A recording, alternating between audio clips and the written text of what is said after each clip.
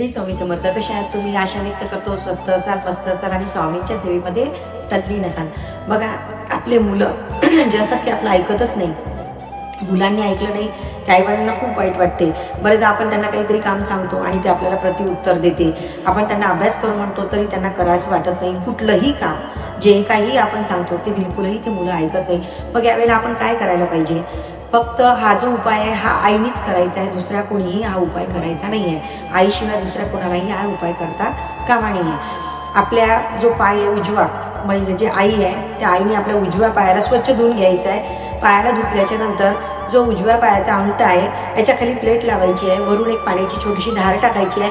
श्री स्वामी समर्थ, श्री स्वामी समर्थ, श्री स्वामी समर्थ असं म्हणत त्याच्यामध्ये तीर्थ जमा करायचं आहे आणि ही तीर्थ तुमच्या मुलाला प्राशन करायला द्यायचं आहे, प्यायला द्यायचं आहे.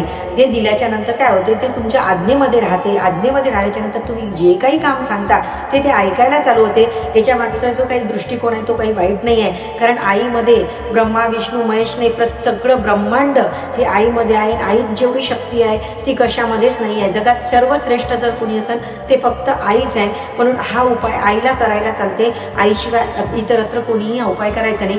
आणि काय आहे, चांगल्या गोष्टी आपण इतरांना शेअर करतच नाही, इतरांना सांगतच नाही. पण काय होते, आपलं जसं प्रश्न एखादा मार्गी लागलेला आहे, आपलं जसं एखादं काम मार्गी लागलेलं आहे, तसं हा इतरांचं पण चांगलं होण्याची जर भूमिका भावना आपली जर असली ना, खरंच त्याच्याही पेक्षा चांगलं आपलं व्हायला लागते. म्हणून काय करायचं, आपण नक्की जे आपल्यापर्यंत चांगली माहिती आली ते इतरांना पोचवायचं. म्हणजे माझा म्हणण्याचा उद्देश एकच आहे की तुम्ही जे काही मी तुम्हाला सांगते आणि तुम्हाला खरंच याचे अनुभव 100% येणारच आहे. आणि तुम्ही काय करायचं, हा जो व्हिडिओ आहे हा इतरांना शेअर करायचा, जेणेकरून त्यांचे पण जर काही संकट असेल, जर काही त्यांचे प्रश्न असेल तर ते मार्गी लागते. आणि ते सगळ्यात पहिले तुमचं नाव काढतील की नाही, या ताईंमुळेच आज माझं काम मार्गी लागलेलं. म्हणजे 20% जे व्याज आहे तुमच्या खात्यामध्ये जमा व्हायला लागते, पुण्याचं व्याज. माझे जर व्हिडिओ तुम्हाला आवडत असेल तर खरंच लाईक करा, शेअर करा आणि सबस्क्राईब करायला विसरू नका, जेणेकरून नवीन नवीन जे व्हिडिओज येतात ते तुम्हाला बघायला मिळणार. श्री स्वामी समर्थ.